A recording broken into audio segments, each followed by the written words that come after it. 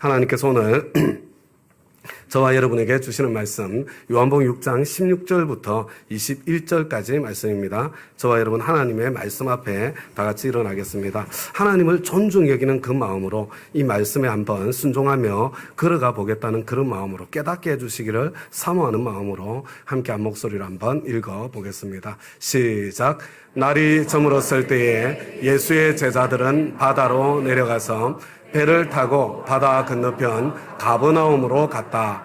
이미 어두워졌는데도 예수께서는 아직 그들이 있는 곳으로 오시지 않았다. 그런데 큰 바람이 불고 물결이 사나워졌다. 제자들이 배를 저어서 10여리쯤 갔을 때였다. 그들은 예수께서 바다 위로 걸어서 배에 가까이 오시는 것을 보고 무서워하였다. 예수께서 그들에게 말씀하셨다. 나다. 거기까지만 생각이 나네요. 나다. 보여주시기 바랍니다. 지나간 거. 예, 그게 굉장히 중요한 거예요. 나다부터 시작. 나다. 두려워하지 말아라. 그래서 그들은 기꺼이 예수를 배 안으로 모셔들었다. 배는 곧 그들이 가려던 땅에 이르렀다. 아멘. 앞뒤 좌우로 5명 이상 시작. 하늘 복 많이 받으세요. 하늘 복 많이 받으시고 땅의 복도 많이 받으시기 바랍니다. 하늘 복과 땅의 복이 저와 여러분의 인생에 풍성하게 넘치시기를 우리 주님의 이름으로 축복합니다. 저와 여러분이 우리 지난 주일부터 함께 살펴보고 있는 본문의 말씀입니다. 예수님의 활동 무대가 예루살렘에서 다시 갈릴리로 바뀌었습니다. 예수님께서 갈릴리 바다, 곧 디베랴 바다 건너편으로 가셨다. 이렇게 말씀하고 있는데 이 디베랴는 헤롯 왕이 로마 황제 디베리우스에게 잘 보이려고 갈릴리 호수 서쪽 해변에 만든 그런 휴양 도시 같은 곳이라고 합니다. 그래서 이 디베랴 주변을 갈릴리 호수에서 디베랴 주변을 디베랴 바다라고 불렀다고 합니다.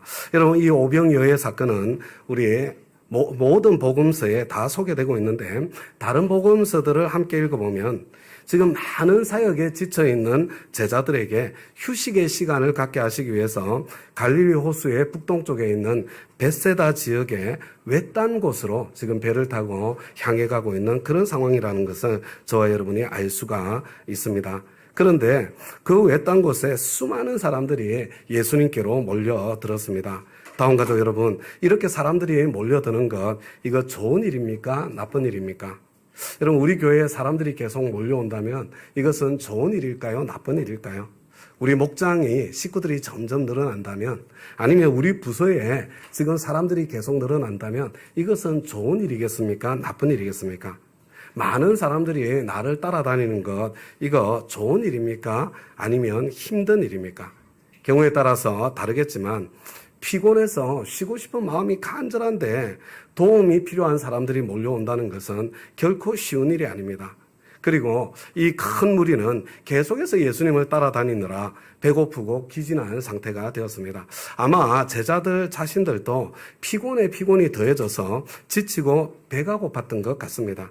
그렇지만 사람들이 그렇게 따라와 있는데 자기들끼리 먹을 수는 없고 이 군중들이 먹는 것까지 우리가 다 책임져 줘야 하나 그런 스트레스까지 느꼈던 것이 아닌가 싶습니다. 그래서 예수님께 무리를 헤쳐보내어 주위의 마을과 농가로 찾아가서 잠자리도 구하고 먹을 것도 구하게 하십시오. 우리가 있는 여기는 빈들입니다. 예수님께 그렇게 말씀드리지 않을 수 없었던 것 같습니다.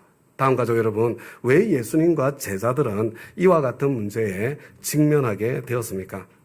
예수님을 통해서 병자들이 낫는 표징들이 일어났기 때문입니다. 게다가 예수님의 주옥 같은 하나님 나라 천국 복음의 가르침에 사람들이 큰 위로와 큰 격려를 얻었기 때문이었습니다. 그래서 계속 수많은 사람들이 예수님께로 몰려들었던 것입니다. 사실 그들이 직면하고 있는 문제는 하나님께서 이미 베풀어 주신 은혜의 뒷면이었습니다. 동전에 양면이 있는 것처럼 여러분 은혜에도 양면이 있습니다. 기도 응답으로 은혜를 받으면 거기에 따라서 또 찾아오는 다른 문제가 있기 마련입니다.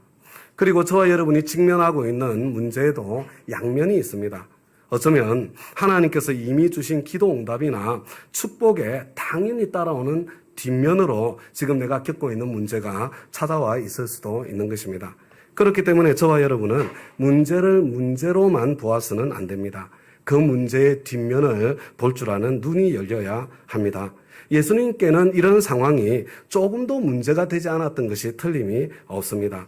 예수님께서는 이 문제를 오히려 당신이 누군지를 보여주고 선포하는 통로로, 오히려 제자들을 훈련시키시는 기회로 삼으신 것을 보게 됩니다.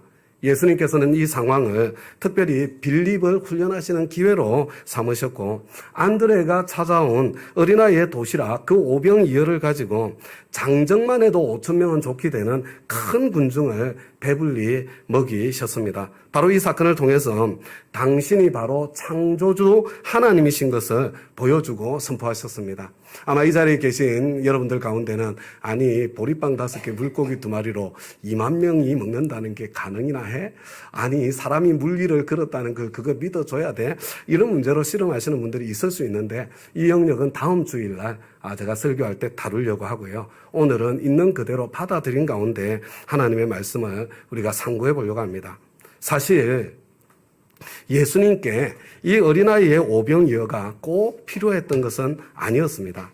예수님 당신께서 창조주이심을 보여주시는 데는 이 오병이어가 도움이 되기는커녕 오히려 방해가 되었을 가능성이 많습니다. 차라리 아무것도 없었더라면 무에서 유를 창조하시는 창조주 하나님의 능력을 유감없이 보여주실 수도 있었을 것입니다. 그러나 예수님께서는 당신께서 창조하시는 이 창조의 일에 안드레를 끼워주시고 그리고 어린아이도 끼워주시기를 원하셨던 것 같습니다. 예수님께서는 제자들을 사랑하셔서 성장의 기회, 기쁨과 보람을 느낄 수 있는 기회, 상줄 기회를 주시기 위해서 너희가 먹을 것을 주어라. 이미 계획을 가지고 있으시면서도 불가능한 일을 명령하셨다고 저는 생각합니다. 여러분, 예수님께서는 사람들을 자리를 잡고 앉게 하셨고 그리고 감사의 기도를 올려드리신 후에 오병이어를 떼어 나누어 주시기를 시작하셨는데 여러분, 그때 창조의 기적이 펼쳐지기 시작했습니다. 예수님께서는 그들이 먹고 남을 만큼 원하는 대로 넉넉하게 주셨습니다. 그런데 여러분, 예수님께서는 남은 부스러기를 다 모으게 하셨고 조금도 버리지 못하도록 하셨습니다. 그렇게 모은 것이 12광주리에 차도록 남았다고 성경은 저와 여러분에게 전해주고 있습니다. 그런데 다음 가족 여러분, 뭔가 좀 이상하지 않습니까? 왜 예수님께서는 남은 부스러기를 다 모으라고 조금도 버리지 못하게 하셨을까요? 여러분, 예수님 당시처럼 먹을 것이 귀했던 시기에 아무리 예수님께서 넉넉하게 주셨다고 하더라도 사람들이 이 남은 것 있었다면 다 여기 챙기고 저기 챙기고 그렇게 하는 것이 상식적이지 않습니까? 그런데도 불구하고 버려진 것이 있었다는 것, 여러분 이것은 도대체 무엇을 의미하는 것일까요? 여러분, 너무나 풍성하게 많이 주셔서 더 이상 어떻게 챙길 수가 없어서 버려진 것일까요? 물론 그럴 가능성도 없는 것은 아니지만 저는 다른 이유가 틀림없이 있었다고 그렇게 생각합니다. 다음 가족 여러분, 사실 당시에 이 보리빵은요, 가난한 서민들이 먹는 음식이었다고 합니다. 그리고 여러분, 여기서 말하는 물고기도 고등어나 아니면 가재미나 조기 같은 그런 물고기가 아닙니다. 여러분, 여기서 물고기를 표현할 때 사용된 헬라어 단어는 저와 여러분이 잘 알고 있는 익투스라는 단어가 아니에요. 여러분, 옵사리아라는 헬라어 단어를 사용했습니다. 이것은 아주 작고 보잘것없는 잔챙이 물고기라는 그런 뜻을 담고 있는 단어입니다. 그래서 보리빵 5개와 물고기 2마리는 정말로 가난한 사람들이 먹는 보잘것없는 음식이었다고 할 수 있습니다. 여러분, 정말로 배고프고 힘들었던 사람들은 여러분 남김없이 싹싹 다 먹어치웠겠지만 그리고 남는 것이 만약에 있었다면 그거 다음에 먹으려고 알뜰살뜰 챙기는 일이 있었겠지만 여러분, 형편이 조금이라도 되는 사람들, 먹고 살만한 사람들에게는 이것은 그저 그런 음식에 불과했을 것입니다. 그들 가운데 어떤 사람들은 아마 먹는 둥 마는 둥 하다가 이것을 내버리는 사람들도 없지 않았을 것입니다. 요한복음은 이 오병이어의 사건이 유월절 즈음에 일어난 사건이라고 저와 여러분에게 말씀해 줍니다. 여러분, 유월절은 이스라엘이 이집트의 노예로 살다가 거기를 탈출해서 광야로 나갔던 것을 기념하는 절기입니다. 그들은 광야에서 하늘에서 내려주시는 만나를 먹었습니다. 처음에는 만나가 내릴 때 열광하며 감사하면서 먹었지만 얼마 되지 못해서 이 만나에 만족하지 못하고 불평불만 원망하는 사람들이 있었습니다. 여러분, 이 버려진 보리빵에는 어쩌면 그 이스라엘 백성들의 불평하는 모습이 투영되어 있는 것이 아닐까, 그런 생각을 해보게 됩니다. 그리고 그것을 남김없이 거두게 하시는 예수님의 모습 속에서 은혜를 은혜로 알지 못하는 것을 하나님께서 얼마나 안타깝게 여기시는지 그 마음이 담겨 있는 것 같지 않습니까? 여러분, 하나님께서 저와 여러분에게 어떤 은혜를 베푸실 때 처음에는 그 은혜에 감사하고 감격하지만 조금만 시간이 지나면 그 은혜가 금방 당연한 권리가 되어서 감사하는 마음은커녕 불평, 불만, 원망으로 변하는 일이 얼마나 많습니까? 그래서 금방 더 큰 것, 더 짜릿한 것을 구하는 탐욕스럽고 변덕스럽기가 짝이 없는 저와 여러분의 인간 본성 모습에 대해서 예수님께서 미리 경고하고 있는 것은 혹시 아닐까요? 다음 가족 여러분, 우리 하나님은 저와 여러분의 필요를 채워주시는 분이시지 탐욕을 채워주시는 분이 아니십니다. 여러분, 이 인간의 탐욕이라는 것은 끝이 없습니다. 여러분, 나의 불평, 불만, 근심, 걱정, 염려가 필요해서 나온 것이 아니라 혹시 탐욕에서 나온 것은 아닌지, 그래서 이미 하나님께서 주신 은혜를 은혜로 알지 못하고 그냥 이미 주신 것들 그냥 버려지고 있는 것은 아닌지 나 자신을 살펴보아야 하겠습니다. 다음 가족 여러분, 한번 생각해 보세요. 사실 오병이어가 무슨 기적입니까? 여러분, 그런 기적이 없어도 먹고 사는 것 걱정하지 않아도 되는 일상을 누리고 사는 것, 여러분, 그게 더 큰 은혜고 그게 더 큰 감사고 그게 더 큰 기적 아닙니까? 여러분, 병이 낫는 것이 기적이 아니라 병 없이 건강하게 일상을 누리고 사는 것, 사실은 그것이 더 큰 기적이요, 더 큰 은혜요, 더 큰 감사 아닙니까? 여러분, 조금 이따가 살펴볼 물 위를 걷는 것이 기적이 아니라 여러분 두 발로 건강하게 이 땅을 디디고 걷고 사는 것, 그 자체가 여러분 얼마나 경이롭고 신비한 기적이며 은혜이며 감사입니까? 지금도 여러분 병상에서는요, 내 두 발로 그냥 이 땅을 디디고 걷고 싶은 그런 간절한 마음으로 기적을 기다리고 사는 사람들이 얼마나 많이 있습니까? 탐욕을 부리는 대신에 당연하게 보이고 때로 보잘것없어 보여도 나에게 이미 주신 것들, 저와 여러분은 이미 받은 것이 너무나 많습니다. 그것이 재능이든 그것이 시간이든 돈이든 은사든 능력이든 힘이든 건강이든 무엇이든 여러분 하자는 것처럼 땅에 묻어버리는 것이 아니라 감사하는 마음으로 그것을 오병이어처럼 나누는 삶을 선택한다면 여러분 내 인생도 얼마나 풍요로워지고 저와 여러분이 속한 공동체도 얼마나 더 풍성해질까요? 여러분 이것은 조금 우스운 생각일 수도 있겠지만요. 만약에 그 어린아이나 아니면 어린아이가 아니고 다른 어떤 사람이 보리빵 5개를 들고 온 것이 아니라 롯데리아 치킨버거를 들고 왔더라면 여러분 그랬다면 어떤 일이 생겼을까요? 여러분 모든 사람들이 그날 롯데리아 치킨버거로 파티를 벌였을 수도 있을 것 같지 않습니까? 그러나 여러분 그런 일이 일어났다고 하더라도 그랬다면 버려지는 것이 아무것도 없었을까요? 여러분 롯데리아 치킨버거라고 하더라도 금방 실적을 내며 또 다른 이렇게 달콤한 뭔가 이렇게 자극적인 뭔가 좀 맛이 있는 뭔가 좀 짜릿한 그런 것들을 찾으며 불평, 불만, 원망하는 인간들이 여러분 나타나고 점점 늘어나지 않았을까요? 혹시 저와 여러분이 그런 자리에 서지는 않았을까요? 다음 가족 여러분, 우리 주 예수님께 꼭 오병이어가 필요했던 것이 아닙니다. 저와 여러분이 하는 무엇인가가 우리 주 예수님께 하나님께 도움이 될 것이라고 여러분 그런 착각하시지 말아야 됩니다. 여러분 이거 저와 여러분 그냥 끼워주신 거예요.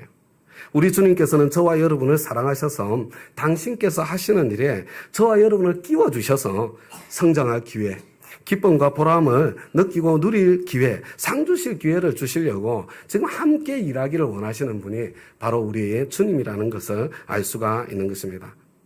다음 가족 여러분, 우리가 해마다 부활주일부터 성령님 강림주일까지 50일 동안 여러분 다음 교회 오순절 주시기를 기대하면서 하나님께 여러 해째 저와 여러분 함께 기도하고 있지 않습니까? 여러분 성령 하나님이 어떤 분이십니까? 그분께서는요, 저와 여러분의 입술과 저와 여러분의 손과 발을, 저와 여러분 자신을 당신의 지혜와 지식과 격려와 위로와 분별과 치유와 회복을 위한 통로로 여러분 저와 여러분 입술을, 저와 여러분의 손과 발을, 저와 여러분 자신을 오병이어처럼 사용하시는 분이 여러분 우리 성령님이십니다. 저와 여러분이 꼭 필요하고 꼭 있었어요가 아니라 저와 여러분을 사랑하셔서 성령님 당신께서 하시는 그 일에 끼워주시기로 여러분 그렇게 작정하시고 계획하시고 그렇게 저와 여러분을 불러주고 계신 것입니다. 그렇기 때문에 여러분 성령님께서 저와 여러분에게 어떤 마음의 소원을 주실 때에 우리 형제 자매들, 우리 믿음의 식구들의 그 필요와 그 아픔, 그 통증을 나도 한번 느끼게 해주시고 그래서 그 통증 때문에 내가 무엇인가를 좀 하고 싶은 그런 마음의 소원을 주실 때에 여러분 그게 별거 아닐 수 있습니다. 전화 한 통 하고 싶은 마음, 카톡 한번 날리고 싶은 마음, 아니면 시간을 내어서 찾아가서 방문해서 하소연 들어주고 함께 손을 얹어서 기도해주는 기도 시간을 갖고 싶은 그런 마음. 여러분 무슨 마음이라고 하더라도요, 여러분 성령 하나님께서 저와 여러분에게 그런 마음을 주실 때 이거 가능한 일이야 불가능한 일이야, 여러분 거기에 초점 맞추는 거 아닙니다.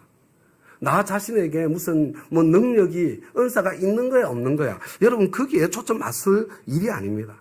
이 작은 것이 도대체 무슨 소용이 있겠는가, 여러분 그런 생각도 잠시 접어두시고 여러분 성령님께서 그런 마음의 소원을 주실 때에 한번 순종의 발걸음을 한번 내디뎌 보시기 바랍니다. 여러분 저와 여러분이 그렇게 순종의 발걸음을 내디딜 때 거기서 나의 오병이어의 여러분 표징을 체험하게 되고 바로 거기에서 여호와 이레의 하나님을 만나는 그런 일을 저와 여러분이 경험하고 누리게 될 것입니다.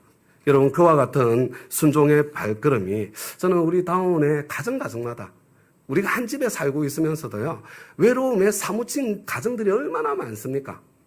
여러분 우리 다운의 목장 우리 초원마다 여러분 형제의 통증이 있을 때 그냥 있는 것이 아니라 손을 얹어서 함께 기도하고 축복하고 하나님께 호소하고 그 가운데 하나님께서 일하시는 것을 경험하는 바로 그런 일이에요.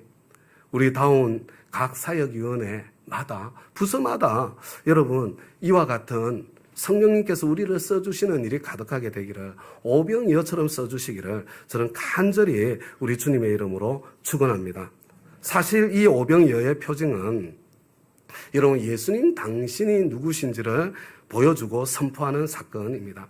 예수님 당신이 창조의 능력을 가지신 창조주 하나님이심을 보여주는 그런 표징입니다.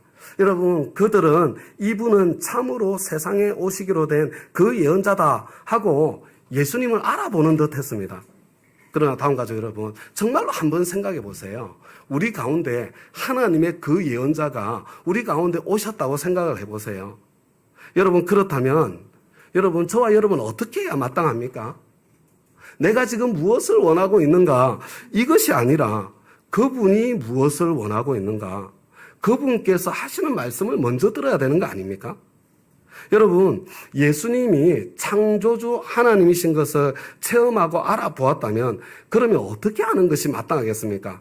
여러분 내가 원하는 것을 그분께 요구하는 것이 먼저가 아니라 여러분 창조주 하나님께서 이 자리에 계시면 먼저 그분의 뜻이 무엇이며 그분의 계획이 무엇인지를 알고 거기에 참여하고 거기에 순종하는 것이 마땅한 순서 아니겠습니까? 그런데 당시의 유대인들은요 예수님의 뜻을 알고 예수님께 순종하는 대신에 예수님을 이용해 먹으려는 마음만 급했을 뿐입니다.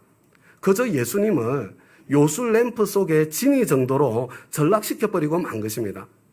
우리가 다음번 우리 요한복음 설교할 때 살펴보겠지만 그 예수님께서 자기들의 욕망을 채워주지 않으니까 그러니까 예수님을 떠나버리고 마는 어처구니 없는 모습을 보게 됩니다.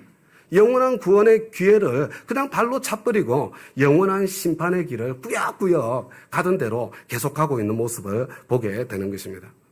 저와 여러분이 우리 주님의 창조의 능력을 정말로 보고 경험했다면 여러분 그러면 어떻게 해야 돼요?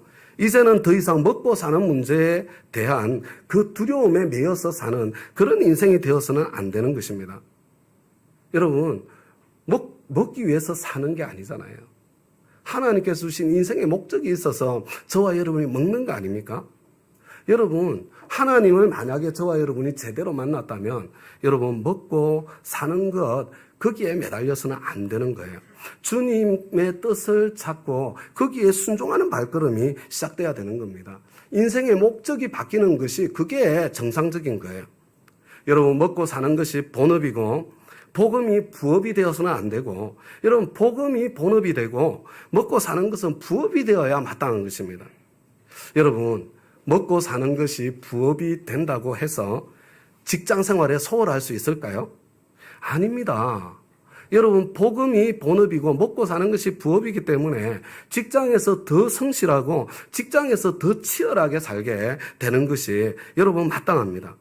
세례 요한이 사람들의 신뢰를 얻었기 때문에 복음을 확장하고 복음을 전하는 통로가 되었던 것처럼 우리는 복음을 위해서 더 탁월한 직장인, 더 매력적인 직장인이 되어야 마땅한 것입니다. 그래서 다음 가족 여러분, 저와 여러분이 하나님 나라와 하나님의 의를 우선순위에 두고 먼저 그것을 구하는 삶을 살기 시작하게 되면 여러분 먹고 사는 문제, 여러분 더 풍성하고 더 넉넉하게 우리 하나님께서 책임져 주시는 여러분 그 놀라운 은총을 직장에서도 누리기 시작하게 되는 것입니다. 다음 가족 여러분, 오병이어의 기적이라는 이 살아계신 하나님의 큰 은혜의 표징이 일어났습니다. 그런데 안타깝게도요, 이것은 또 다른 문제의 통로가 되는 것을 보게 됩니다. 여러분 은혜와 문제는 언제나 동전의 양면입니다. 문제와 은혜도 똑같이 동전의 양면입니다. 여러분 사람들이 지금 예수님을 왕으로 삼으려는 그런 조짐이 일어났습니다. 그래서 어떤 문제가 생깁니까? 예수님께서는 제대로 쉬지도 못한 제자들을 서둘러 갈릴리 호수 건너편 가버나움으로 다시 떠나보내야만 하셨습니다. 여전히 왕으로 오실 메시아를 기다리고 있었던 자기 욕망에서 벗어나지 못한 제자들이 여러분 이 군중과 함께 휩싸이고 휘둘리게 될까봐 염려하셔서 지금 격리시키고 있는 것이 아닙니까? 그리고 예수님 당신께서는 기도하러 혼자 산으로 올라가셨습니다. 완전한 인간으로 오신 우리 주님께서 하나님 아버지와의 독대의 시간이 절실하게 필요하셨던 그런 상황이 되었던 것 같습니다. 여러분 이제 저와 여러분이 오늘 함께 읽었던 그 본문의 말씀이죠. 이 장면 속으로 조금 더 구체적으로 들어가 보았으면 좋겠습니다. 여러분 날이 저물었을 때 2만 명에 가까운 군중들을 서빙하느라 기진맥진했을 제자들. 여러분 이거 있잖아요. 2만 명을 서빙한다는 이 말로 다 할 수 없는 거예요. 얼마나 피곤하고 지쳤겠습니까? 쉬기 위해서 왔는데 쉬지 못하고 다시 바다로 내려갔습니다. 그리고 다시 노를 저어서 가버나움으로 향했습니다. 여러분 얼마나 피곤했을까요? 여러분 한편으로 짜증스럽기까지 하지 않았겠습니까? 이미 어두워졌는데도 예수님께서는 아직 그들이 있는 곳으로 오시지 않았습니다. 아마 기다리고 있었던 것 같아요. 그래도 같이 가려고 깜깜해지고 난 뒤에야 예수님 두고 출발했던 것 같습니다. 그런데 여러분 큰 바람이 불고 물결이 싸나워졌습니다. 여러분 예수님께 순종한 발걸음을 지금 걷고 있는 그런 과정인데 지금만 해도 피곤해 지쳐서 짜증이 날 정도인데 지금 있잖아요. 이 지금 큰 바람과 물결까지 풍랑까지 지금 문제에 문제가 더해지고 있는 것입니다. 오병이어의 놀라운 기적의 그 현장, 감격의 현장을 경험했는데 여러분 몸은 더 피곤하고 더 힘들게 되었습니다. 그런 중에 지금 다시 노를 저어서 얼마나 갔다고요? 10여리쯤 갔다고 이렇게 말씀하고 있습니다. 그런데 다음 가족 여러분, 이 갈릴리 호수가요, 남북으로 한 21km 정도 된답니다. 그리고 이렇게 동서로 하면은 폭이 제일 넓은 데가 13km 정도 된답니다. 그래서 이 둘레가 53km 정도가 되는데요. 여러분, 이 디베랴가 갈릴리 서쪽, 그죠? 이 해변에 있는 휴양지라고 말씀을 드렸잖아요. 그래서 저기를 디베랴 바다라고 하는데, 여러분 지금 제자들이 가고 있는 있잖아요. 이 가버나움은 북쪽에 있습니다. 북쪽. 그런데 이 갈릴리 호수를 건너갔고 갈릴리 호수를 건너서 가버나움으로 간다고 그랬거든요. 여러분, 그리고 여기는 벳세다에서 가까운 곳이라고 말씀하고 있잖아요. 그러면요, 지금 오병이어가 일어났던 현장은 이 세 번째 동그라미 저 어간이 되어야 됩니다. 여러분, 사실 오병이어의 현장에서 12월이쯤 갔다 이렇게 말씀하고 있는데요. 여러분, 여기서 12월이라고 이야기하고 번역하고 있는 것이 헬라어로는요 25에서 30 스타디오스라고 되어 있어요. 여러분, 이 스타디오스라는 단어에서 스타디움이라는 단어가 나왔어요. 그래서 스타디오스는요 스타디움 하나의 크기예요. 한 200m 정도 되는 거리를 이야기하는 것입니다. 그러니까 25에서 30 스타디오스, 5km 아니면 6km 정도 거리지 않습니까? 여러분, 그러면요 5km에서 6km면요 이미 가버나움에 도착하고도 남았을 거리예요. 그런데 얼마나 바람이 거세었던지 그 풍랑 때문에 지금 가버나움으로 간 것이 아니라 갈릴리 호수 한가운데로 떠밀려 갔던 것이 아닌가, 저는 그렇게 생각을 합니다. 다음 가족 여러분, 다른 복음서를 읽어보면 이때가 밤 4경쯤 된 시간, 새벽녘이었다는 것을 알 수가 있습니다. 깜깜한 밤에 출발했다고 하더라도요, 그럼 밤 9시잖아요. 여러분, 최소한 여러분 6시간 내지 8, 9시간, 그것도 건장한 갈릴리 호수에서 잔뼈가 굵은 어부 출신의 제자들이 함께 있는 여러분 12장정들이 노를 저었어요. 노를. 여러분, 그런데도 불구하고 지금 목적지는 커녕 여러분 겨우 5, 6km 전진을 했는데 지금 여러분 갈릴리 호수의 한가운데 지금 떠밀려 있는 문제의 중심에 그냥 지금 떠밀려 있는 그런 상황을 저와 여러분이 보게 되는 거예요. 그런데 여러분, 그걸로 끝난 게 아닙니다. 그것만 해도 얼마나 힘들었을까요? 그런데 갑자기 어둠 속에 희끄문 미확인 물체가 가까이 다가오는 것을 보았습니다. 여러분, 성경 말씀을 자세히 읽어보면요, 여러분 이 제자들은요 문제가 더해질 때도 이들이 괴로워하기는 했지만 두려워하지는 않았던 것 같습니다.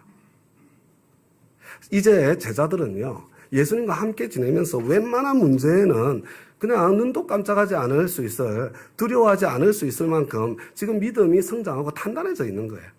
그런데 물 위를 걸어서 오시는 이 예수님의 모습에, 이 미확인 물체의 등장에 그들은 그냥 두려움에 휩싸여서 패닉에 빠진 것을 보게 되죠. 유령이 아니고서는 그런 모습으로 나타날 리가 없다고 생각했기 때문입니다. 좀 문제가 점점 찾아들어야 되는데 지금 절망의 순간까지 지금 다다라 있는 바로 그 모습을 보게 되는 거예요. 여러분, 그런데 바로 가장 큰 두려움, 어디 갔지? 가장 큰 절망이요. 가장 큰 두려움, 가장 큰 절망. 여러분, 가장 큰 문제, 여러분 그 한가운데 그 중심에 바로 우리 주 예수님이 계신 것을 보게 되죠. 여러분, 감당할 수 없는 그런 절망의 문제인 줄 알았는데 나다 이렇게 말씀하시는 예수님을 만나게 된 것입니다. 문제 뒤편에 계신, 문제 한가운데 계신, 아니죠, 문제 그 자체이신 그 예수님을 제자들이 비로소 알아보고 예수님을 배 안으로 모셔드렸을 때에 모든 풍랑은 사라지고 배는 곧 그들이 가려던 땅에 이르렀다. 다음 가족 여러분, 예수님과 동행하는 제자들의 인생에는 여러분 한번 잘 보시기 바랍니다. 크고 짜릿하고 놀라운 하나님의 기적의 사건들이 늘 함께 했지만 그러나 거기에는 언제나 예상하지 못했던 문제들도 늘 함께 했습니다. 예수님의 기적의 능력이 나타난다고 문제가 없는 인생이 찾아오는 게 아니에요. 저와 여러분이 은혜만 가득하고 문제는 없는 인생을 찾고 구하고 있다면 여러분 빨리 무덤으로 들어가셔야 돼요. 저와 여러분이 다음 교회 오순절을 구하며 오소서 성령님 간절한 기도 가운데 저와 여러분 은혜를 구하고 기도하고 있지 않습니까? 근데 성령님이 불러내리셔서 은혜가 풍성해질 때요. 풍성해질 때 하나님의 기적들이 일어날 때 거기에는 저와 여러분이 예상치 못한 문제와 어려움도 함께 따라올 것입니다. 여러분, 다음 교회 오순절이 정말로 우리 가운데 찾아온다면 여러분 마치 청룡열차 롤러코스터를 타는 것처럼 여러분 짜릿한 신앙의 여정이 펼쳐질 것입니다. 다음 가족 여러분, 그래도 성령님의 은혜를 구하고 다음 교회 오순절을 구하고 하나님의 역사를 구하시겠습니까? 여러분, 제가 여러분들한테 던지는 질문이 아니라 이번 설교를 준비하면서 하나님께서 저한테 묻는 질문이에요. 야, 다음 교회 오순절이 온다는 것은 롤러코스터를 타는 것처럼 짜릿한 그런 신앙의 여정이 될 텐데 살아계신 하나님의 역사도 보겠지만 예상치 못한 문제들도 만날 텐데 그래도 너는 다음 교회 오순절을 구하겠느냐? 저한테 하나님께 질문을 던지시는 거예요. 여러분, 그래도 성령님의 은혜를 구하고 그래도 다음 교회 오순절을 구하고 그래도 하나님의 역사를 구하시겠습니까? 여러분, 말하기 쉬운데 여러분 마음으로 깊이 여러분 생각하고 묵상하셔야 됩니다. 다음 가족 여러분, 제자들이 갈릴리 호수 한가운데서 직면한 그들의 힘으로는 해결할 수 없었던 그 문제는 무엇 때문에 왜 찾아온 것이었습니까? 여러분, 첫 번째로요, 이미 주신 하나님의 은혜의 결과였습니다. 예수님을 통해서 병자가 낫는 표징이 일어나지 않았더라면 그들은 벳세다 외진 곳으로 휴식을 위해서 떠날 필요 자체도 없었을 것입니다. 그곳으로 모여든 군중들 때문에 무엇으로 이 사람들을 어떻게 먹이나 걱정하고 염려할 필요도 없었을 것입니다. 바로 거기 벳세다 외딴 곳에서 오병이어의 기적적인 그런 은혜가 나타나지 않았더라면 그들은 2만 명의 군중을 서빙하느라 고생할 필요도 없었을 것이고 예수님을 왕으로 삼아보겠다는 군중들의 움직임도 없었을 것이고 굳이 예수님께서는 그들을 격리시켜서 먼저 배를 타고 가도록 떠나보내는 일도 없었을 것이고 그 뱃길에 풍랑을 만나서 죽도록 고생하는 일도 없었을 것입니다. 그들이 갈릴리 호수 한가운데서 겪었던 이 거센 풍랑의 문제는 하나님께서 이미 함께 하신 그 은혜를 누린 예상치 못한 결과였습니다. 둘째로요, 한편으로 그들의 죄와 약함 때문이었습니다. 만약에 제자들이 예수님을 왕으로 삼으려는 군중들의 그 욕망에 휘둘리지 않을 정도로 이미 믿음이 단단해져 있었다면 자기들이 원하는 메시아가 아니라 하나님의 뜻을 따라 사명의 삶을 살 그 준비가 제대로 되어 있었다면 예수님께서 그들을 서둘러 격리를 시켰을까요? 만약에 그들이 이미 준비가 되어 있었다면 예수님께서는 제자들과 함께 무리를 해산시키시고 제자들과 함께 기도의 자리에 올라가지 않으셨을까요? 여러분, 셋째로, 그러니까 궁극적으로는 우리 주님의 특별한 목적이 있었기 때문입니다. 여러분, 우리 주님의 목적이 무엇이었을까요?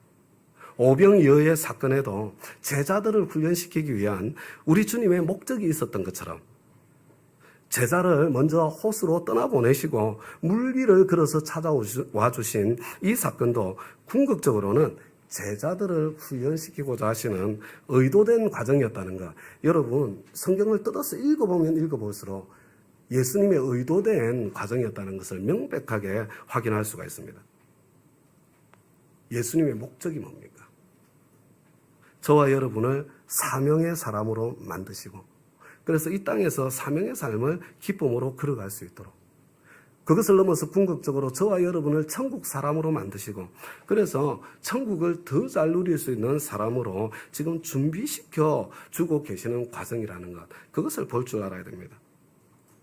그래서 저와 여러분은요, 우리의 모든 상황 속에서, 특별히 문제 한가운데서, 특별히 은혜의 결과로 찾아온 그 문제 속에서 이 문제의 뒷면을 볼 줄 아는 눈이 열려야 합니다. 저와 여러분이 만난 예상치 못한 문제 속에서 일이 이렇게 되어서 더 좋은 점은 무엇인가? 따라서 한번 해보겠습니다. 시작. 일이 이렇게 되어서 더 좋은 점은 무엇인가? 라고 질문할 때, 여러분, 이 질문은요, 문제의 뒷면을 보기 위한 노력입니다. 예수님께서 도대체 나의 무엇을 더 다듬고 훈련하셔서 나를 한 걸음 더 사명의 사람으로 빚으시고 나를 한 걸음 더 천국 사람으로 빚어가고 계시는지, 주님, 저의 무엇을 다듬기를 원하세요? 이 질문하고 같은 질문이에요. 여러분, 그것이 잘 찾아지지 않을 때, 일이 이렇게 되지 않았더라면 누릴 수 없었던 유익은 무엇인가? 이 두 번째 질문이요, 뒤집어서 하는 질문이요, 반드시 있습니다. 여러분, 찾아질 거예요. 찾아져야 됩니다. 그리고 마지막으로 세 번째 질문, 이 상황 속에서 나는 어떻게 하나님의 사람답게 반응할 수 있겠는가? 하나님의 사람답게 그게 반응을 해야 돼요. 여러분, 예수님의 제자들은 문제이시면서, 예수님이 문제라니까요. 예수님 가시는 곳마다 기적만 일어나는 것이 아니라 문제가 같이 일어난다니까요. 문제 해결자이신 예수님을 그들은 배로 맞아들였고요. 그런데 참 재밌는 것이 뭐냐면, 예수님이 배에 타셨는데 배는 곧 그들이 가려던 땅에 이르렀다, 목적지에 도착했다고 말씀해 주고 있습니다. 문제만 보지 않고 문제 뒷면에, 그리고 문제 한가운데 계신 우리 주님을 볼 줄 알아야 됩니다. 여러분, 문제 한가운데서 우리 주님께서 나다 하고 이렇게 말씀하시잖아요. 이 나다가 그 유명한 에고 에이미, 나는 스스로 있는 자다. 여러분, 지금 있잖아요. 내가 하나님이다. 내가 창조주 하나님이다. 그것을 아직도 보지 못하겠느냐? 제자들은요, 이때 비로소, 저는 오병이어 사건의 의미를, 진짜 의미를 이때 비로소 깨달았다고 저는 생각합니다. 여러분, 저와 여러분이 만난 모든 문제의 중심에서 창조주이신 주님이 나와 함께 계시다는 것, 여러분, 그것을 볼 줄 알아야 되는 것입니다. 문제 자체가 아니라 문제 뒷면에 계신, 그리고 문제 가운데 계신 우리 주님을 저와 여러분이 내 인생의 배에 맞아들일 때에, 여러분, 그때 문제는 더 이상 문제가 되지 않고, 여러분, 우리의 목적지에 곧바로 도착하게 되는 것입니다. 여러분, 우리의 목적지는 문제가 없는 인생길 그 자리가 아니에요. 사실은 창조주 하나님을 아버지로 모시고 문제투성인 이 세상을 누비고 사는 삶, 문제투성인 세상 한가운데서 창조주 하나님과 동행하는 삶 있잖아요. 바로 그 자체가 영생이고, 여러분, 그게 우리 인생의 목적지예요. 문제 없는 삶은 그리스도인의 삶의 목적지가 아닙니다. 여러분, 문제는 반드시 있기 마련이고, 문제 속에 살아계신 창조주 하나님과 동행하면서 사명의 삶을 살아내는 것, 여러분, 바로 그것이 우리 인생의 목적지라니까요.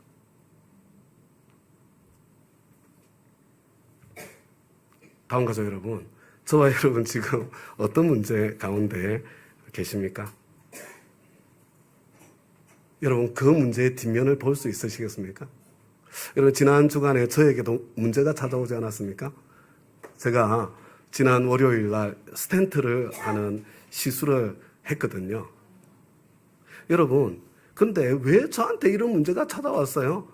여러분, 이미 하나님께 주신 축복 때문이에요. 너무 잘 먹어서 그래요. 하나님께서 그냥 넉넉하게 잘 먹을 수 있도록 복을 내려주셔서 그런 거라니까요. 여러분, 왜 저한테 이게 찾아왔어요? 여러분, 제가 지하철만 타고 다녔어도 이거 찾아왔을까요? 자동적으로 하루에 10,000보씩 걸을 수 있었을 텐데, 하나님께서 복을 주셔가지고 우리 예배당 바로 옆에 저 좋은 아파트에서 그냥 살 수 있도록, 눈만 뜨면 교회 올 수 있도록 해주신 은혜 때문에, 하나님께서 베풀어 주신 축복 때문에 찾아온 거 아니에요? 그 은혜의 뒷면 아닙니까? 여러분, 저의 죄 때문 아닙니까? 저의 약함 때문 아니에요? 그렇다면 이 좋은 환경 속에서 좀 그 욕망, 그 탐식, 그 먹기를 탐하는 거 그거 좀 다스리고 절제하고 운동해야 되는데 그냥 꾸역꾸역 그냥 운동하지 않고 버틴 저의 약간 죄 때문 아니에요? 여러분, 하나님의 정말 예수님의 목적이 있기 때문 아닙니까? 제 혈관 상태였으면요 10명 중에 3명은 이미 자는 중에 세상을 떠났대요. 여러분, 그럼에도 불구하고 하나님께서 아무 일도 없었던 것처럼 지내게 해주시고 그리고 또 치료의 과정도 거치게 해주신 데는 하나님의 목적, 훈련하시고 다음 단계를 여시는 목적이 있는 거 아니겠어요? 여러분들은 인생에 어떤 문제 속에서 살고 계십니까? 그 문제 속에 사실은 문제 자체이시며 문제 해결자이신 우리 주 예수님이 혹시 보이십니까? 그 예수님을 내 인생의 배에 여러분 기꺼이 모셔드리겠습니까? 여러분, 예수님을 내 인생의 배에 모셔드린다는 것은 내 욕망을 채워달라고 이거 요구하고 저거 요구하는 삶이 아니고요. 나를 지금 이 현장의 자리에 세워주신 하나님의 뜻을 묻고 하나님의 목적을 묻고 그것을 따라서 여러분 사명의 발걸음을 내딛어 가는 것, 이게 여러분 예수님을 내 인생 배에 나다 그분을 모셔드리는 거고요. 여러분, 바로 그것이 영생이고 바로 그 자체가 저와 여러분의 신앙생활의 목적지입니다. 우리가 다음번 설교를 할 때 이걸 더 선명하게 한 번 더 살펴보게 될 거예요. 여러분, 바로 그런 마음으로 내 인생의 문제 한가운데 성령님 오시옵소서, 불로 오시옵소서, 불을 내려주십시오. 예수님을 간절히 모시는 마음으로 문제가 없는 인생을 구하는 게 아니에요. 이 기도는 여러분, 예수님의 이름으로 오시는 성령님을 저와 여러분이 함께 간구할 수 있기를 바랍니다. 우리 다 함께 자리에서 일어나셨어요. 나는 아내, 내가 살아가는 이유. 이 가사가 저와 여러분의 마음에 새겨지기를, 기도 제목이 되기를 사모하는 마음으로요, 우리 하나님 앞에 함께 찬양하도록 하겠습니다.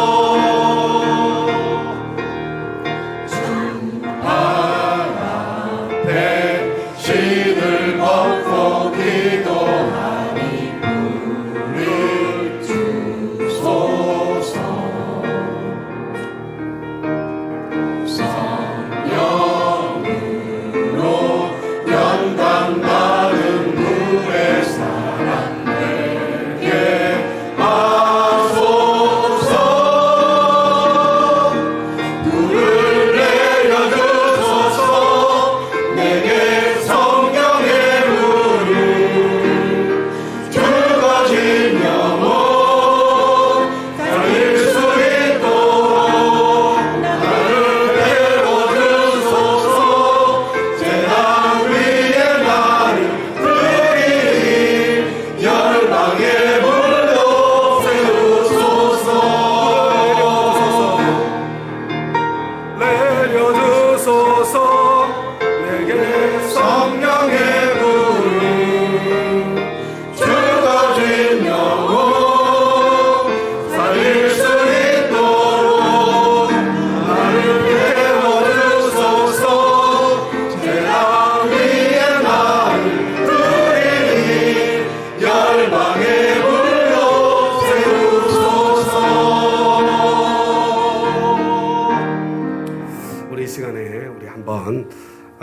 하나님 앞에 좀 크게 호소하고 부르짖고 기도했으면 좋겠습니다. 성령님께서 그래도 성령의 불이 내리기를 원하니, 그래도 다음 교회 오순절이 오기를 원하니, 저와 여러분에게 질문하고 있습니다.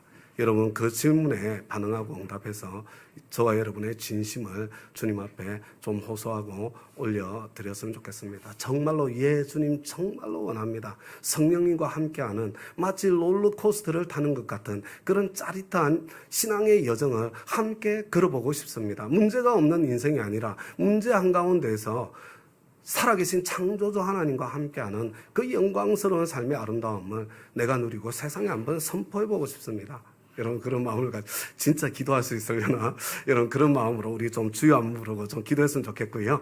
혹시 저와 여러분의 인생 가운데 정말 절박한 문제가 있으신 분은 그 문제 가운데 정말 살아계신 하나님의 역사를 보여주시고 창조주 하나님이신 것을 보여주면 제가 그 길을 걸어갈 테니까 내 문제 가운데 불을 내려주십시오. 그런 간절한 마음으로 주님 앞에 함께 호소하며 나아갔으면 좋겠습니다. 우리 찬양대는 찬양을 불러주시면 감사하겠습니다. 우리 주여 한번 부르고 주님 앞에 간절히 호소하며 기도하며 나아가겠습니다.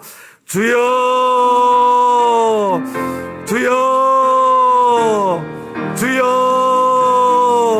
정말로 살아계신 하나님의 은혜의 역사가 있는 그 현장에는 그 은혜의 역사로만 끝나는 것이 아니라 그 뒤에 그 뒷면에 참으로 내가 예상하지 못했던 그 문제들이 끊임없이 따라오고 있고 그 가운데 하나님께서는 나를 사명의 사람으로 빚어가시고 천국 사람으로 빚어가고 계시는 주님의 손길을 보게 됩니다. 하나님께서 정말로 저희들에게 참으로 저희들을 불러주신 그 길은 마치 요술 램프 속의 진이를 데리고 마음껏 내 마음대로 부리고 왕노릇하면서 살아가는 그런 내 욕망이나 채우면서 살다가 영원한 지옥의 길로 떨어지고 마는 그런 인생길을 하나님께서 저희들에게 참으로 선물해 주시고 불러주신 것이 아니라 참으로 살아계신 하나님께서 창조주 하나님께서 내 아버지로 나와 함께 하시기 때문에 이제는 더 이상 먹고 사는 문제에 참으로 거기에 매달려서 살지 않고 참으로 주님의 목적, 주님의 뜻, 주님께서 맡겨주신 그 사명, 그것을 붙잡고 정말 마치 롤러코스터를 타는 것처럼 짜릿하고 영광스러운 발이 닿지 않는 아버지 하나님 그 아름다운 삶의 길로 초청받은 삶이 그리스도인의 삶이라는 것을 보게 됩니다. 세상 가운데에 살아계신 하나님과 동행하는 삶이 얼마나 복되고 아름다운지 그 영생의 삶을 보여주고 우리의 궁극적인 목적지인 그 삶의 길이 얼마나 행복하고 즐겁고 재밌는지 그것을 나타내고 선포하기를 원하시는 삶인 것을 보게 됩니다. 하나님 어디 시간에 역사하여 주시옵소서. 우리 다음 가족 한 분 한 분 마음 가운데 주님 불을 질러 주시옵소서. 성령의 불을 내려 주시옵소서. 하나님께서 살아계신 하나님이신 것을 창조주 하나님이신 것을 나타내시고 보여주시옵소서. 그래서 이제 더 이상 문제없는 삶을 추구하는 것이 아니라 문제한 가운데에서 살고 있지만 창조주 하나님과 함께 사는 그 영광스러운 삶을 선포하고 나타내며 복음의 아버지의 삶을 살아낼 수 있도록 아버지 그 삶을 기대하고 소망할 수 있도록 하나님 역사해 주시고 아버지 특별히 지금도 아버지 하나님 전능하신 하나님께서 살아계신 하나님께서 역사하지 않으시면 도저히 뚫고 지나갈 수 없는 해결할 수 없는 인생의 문제를 가진 우리 다운 가족들 한 사람 한 사람을 주님께서 기억하여 주시고 불쌍히 여겨주셔서 아버지 우리가 서로 성령님의 통로가 될 때 우리가 서로 얹어 기도하며 함께 나아갈 때 우리의 목장에서 우리의 조원에서 우리 연합교회에서 아버지 하나님 오병이어의 하나님 여호와 이레의 하나님 정말 창조주 하나님 그 크고 아름다우심을 아버지의 마음껏 나타내시고 선포해 주시기를 주님 앞에 간절히 구하고 소원하오니 주님 역사하여 주시옵소서. 우리 온 공동체가 우리가 교회적으로 발이 닿지 않는 그 깊은 강으로 성령님의 은혜의 세계로 아버지 나아갈 수 있는 그런 은총과 은혜와 축복을 허락해 주시기를 주님 앞에 간절히 구하고 소원합니다. 주님 은혜를 베풀어 주시옵소서. 감사드리며 예수님 이름으로 기도드리나이다.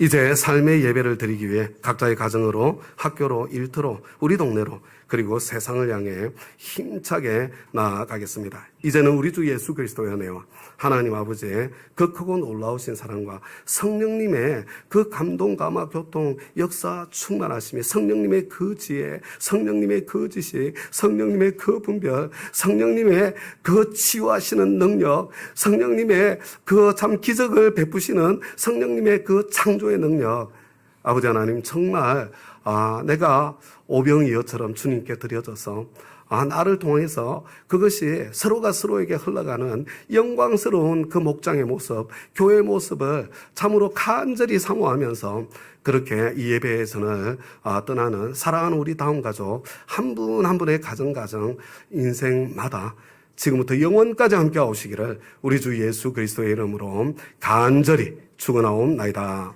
아멘.